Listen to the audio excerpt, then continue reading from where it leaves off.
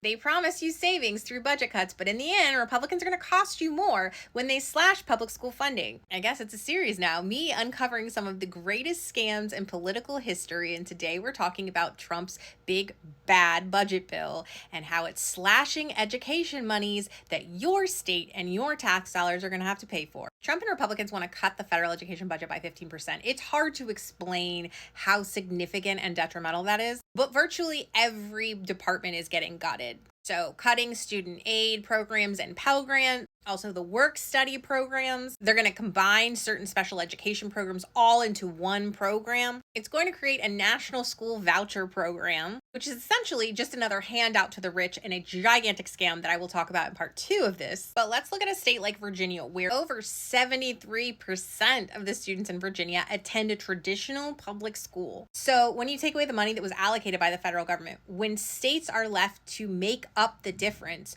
who's paying for that? Remember, Governor Glenn Youngkin of Virginia set aside $900 million to cushion the blow of Trump's agenda. It came from higher education projects that they had in the works that now aren't going to get done. This is the last year of Governor Glenn Youngkin's term. His lieutenant governor, Winsome Earle-Sears, is running for his seat. In this op-ed, Winsome Earle-Sears talks about how she would like to defund schools and use that money for charter schools. Private schools, I'll talk about that in part 2. But ultimately what we see is her decentering the importance of public schools. This is a time-honored Republican tradition now. In contrast, her opponent, Abigail Spanberger, used to be a teacher. And so did I. I'm a former teacher. So I'm always going to trust teachers in place of politicians, especially when it comes to education, because they understand what's needed in the classrooms. You can tell immediately that Abigail Spanberger cares about schools, cares about students. The fact that when you go to her page, first thing she mentions is how she has 3 daughters in public school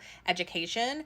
That's putting your money where your mouth is, or your mouth where your money is. She has a child in elementary and middle and in high school. So she's going to feel the impacts. Her family is going to feel the impacts. She has stake in improving public education. And here's the difference between an older politician that's been serving for like 30 plus years, whose kids haven't seen the inside of a public school maybe ever, but certainly not in the last 20 or 30 years. Bottom line, when Republicans promise cuts to school budgets, those savings don't pass on to you. Please, let's start favoring candidates who are going to prioritize our public schools, because that helps everyone.